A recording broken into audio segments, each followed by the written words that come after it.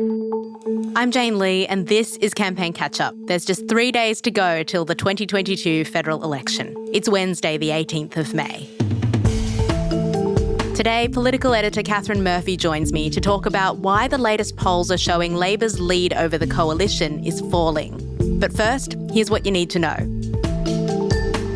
Prime Minister Scott Morrison's been doing more TV interviews than usual to try to reach as many undecided voters as possible. Last night, he was grilled on a current affair about his government's record on everything from women's rights to bushfires over the last 3 years. In the interview, Morrison admitted that his comment that he doesn't hold a hose during the Black Summer bushfires was not helpful. And he said that he wished he'd rolled out COVID vaccines quicker than he did, with the help of the coordinator of the National Vaccine Task Force, Lieutenant General John Fruin. General Fruin, if I'd been able to bring and militarise the vaccine rollout earlier, we did it in May. We were doing it through the health department first. If we'd done that earlier, then I think that would have made a difference, as it certainly did when he became involved. But Morrison stood by his decision not to attend the Women's March for Justice rally outside Parliament House. He was repeatedly pressed to answer how he would actually fulfil his promise to move away from being a self-described bulldozer. So where are you going to not be a bulldozer if you win this election? Where are you actually going to change? I mean, why have you said that you're going to change when you've just basically said that everything you've done's been okay? Now, what I'm saying is that the times have required that level of strength. And what I've said, Tracy, is that in the next period we're going into, where we're seeking to realise the opportunities we've been setting up, there has been a need for these types of approaches, and there will continue to be in many instances going forward. And today, for the first time in this campaign, Morrison finally faced questions at his daily press conference about how the coalition would manage Australia's future response to the pandemic. Transmission rates in the world, one of the highest COVID transmission rates. We're approaching 6,000 deaths so far this year. Was a decision taken that this is an acceptable number? And if not, what are you doing to stop 50 deaths from COVID a day in Australia? Morrison said that every death was a terrible loss and tried to cast doubt over how many people recorded as having died with COVID had actually died from COVID. The PM said he'd continue to follow medical advice, which didn't include a fourth booster, and put in place a winter preparedness plan. But the PM didn't mention any further measures to bring down current COVID infection and death rates.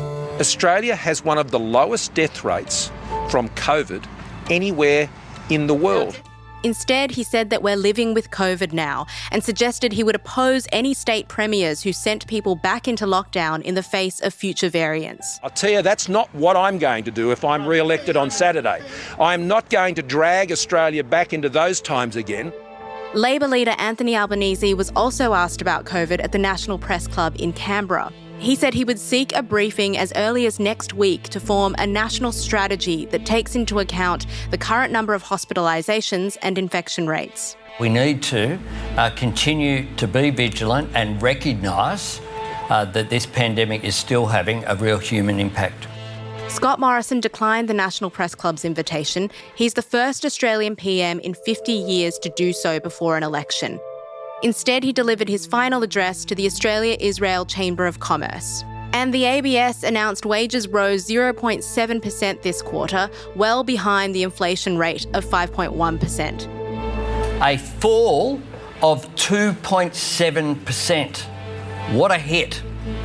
This delivers the biggest cuts to real wages in more than 20 years. Under Scott Morrison, real wages are plummeting, while the costs of living are skyrocketing. Morrison didn't address the media on the wages announcement, but in his speech, he blamed global inflationary pressures, stressing that no government could change them.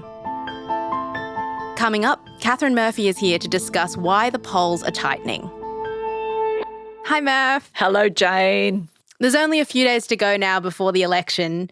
Guardian Essential's latest poll says that Labor's 4-point lead over the coalition has tightened to 2 points over the last fortnight. And it says that the opposition's now on 48% against the coalition on 46%.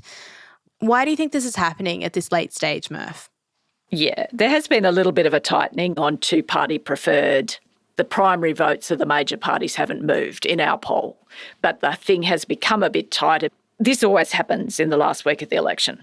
Because what happens in the final week of the election, and often right down to polling day, is the bunch of folks, voters who are out there who don't yet know who they're voting for, start to make a decision.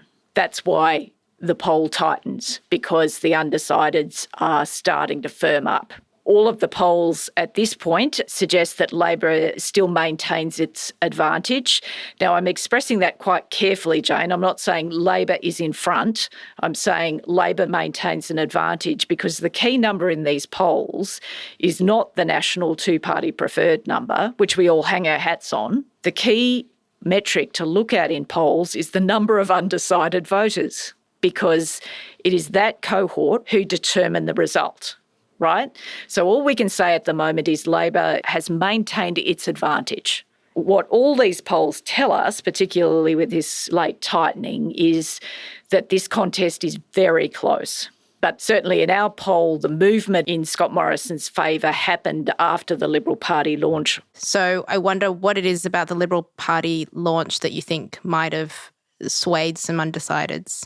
What the Prime Minister has done in these final days is try and send a signal to undecided voters that he's capable of changing. So people who are really struggling with the idea of voting Liberal because of Scott Morrison, right? Like, I just find him irritating. I can't stand him talking anymore. I'm going to have to turn the television off if I hear that man say one more word, right? What he's saying to those soft votes is, I can change. I won't be as abrasive and obnoxious as you've sometimes seen me be in the last term of government. That was an important signal to send to soft voters. So he sent that. Then he's also just fixed in on this home ownership, which is one of the most salient issues in the community at the moment. Everybody's worried about it. He's presenting people with a very simple solution, Murph says in air quotes, to how housing may become more affordable to people, because he's basically appealing to people's frustration that they can't get a deposit together, they can't save enough in order to do that. You know, some people in decent jobs, young people, will be looking at their super and saying, oh God, if only I could get my hands on a little bit of that, that would help me with my house deposit, right? So he's got a very, very simple message targeted at a very specific group of voters who he's hoping to move out of sort of soft affirmation for the Liberals to positive affirmation. That's his only job this week, is to try and push those undecideds his way. That's all he's interested in these dying days. He's not going to take any risks. He's not going to subject himself to an hour-long grilling at the National Press Club in Canberra, for example, because then he's all of a sudden spouting multiple messages rather than two. He did allow himself to be grilled by the brilliant Channel 9 broadcaster Tracy Grimshaw, but that tells you a lot. It tells you who is he trying to speak to. He's talking to her viewers. He is literally assuming the most aerodynamic form he can in order to get to polling day with his preferred messages, and it is going to be a dialogue between him and the voters he thinks he needs to speak to. Sure. Whereas Anthony Albanese in the closing stretch, it's all a bit cluttered. Right? He's had a couple of press appearances where journalists have been shouting at him about where's your costings. So whatever message he had wanted to get out on that day has been clubbed by the where are your costings, shouting fests on the campaign trail.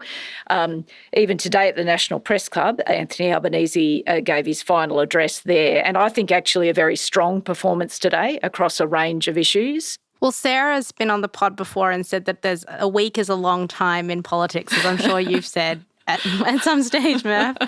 But there's only 2 more days before Election Day. Today we saw real wages fall, and tomorrow there'll be the latest unemployment figures, and Labor's policy costings will finally be announced.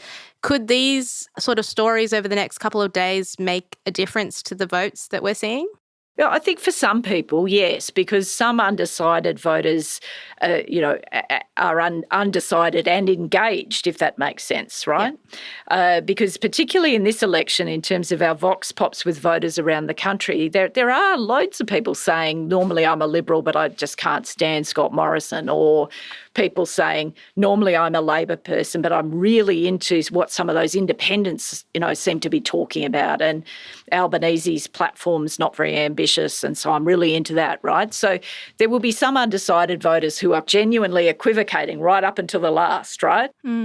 For other Australians who don't give a rat's about politics, are not interested, there's nothing you can do to make them interested. Those people are just going to stroll into the polling booth, flip a coin, boom, there it is. But I reckon there are quite a few voters. This is only instinct.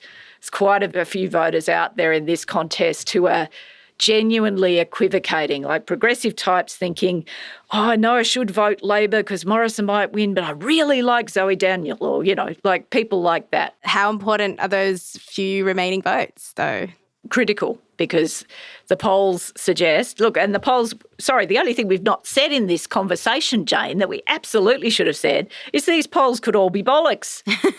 These polls could all be absolutely wrong. It's true. Right? But let's just assume they're not. Let's assume they're right within a margin of error, right? Points to a very tight result. So, yes, every vote will count. Every vote will determine, the stripe of the next government of Australia. And it's close enough to throw up different scenarios.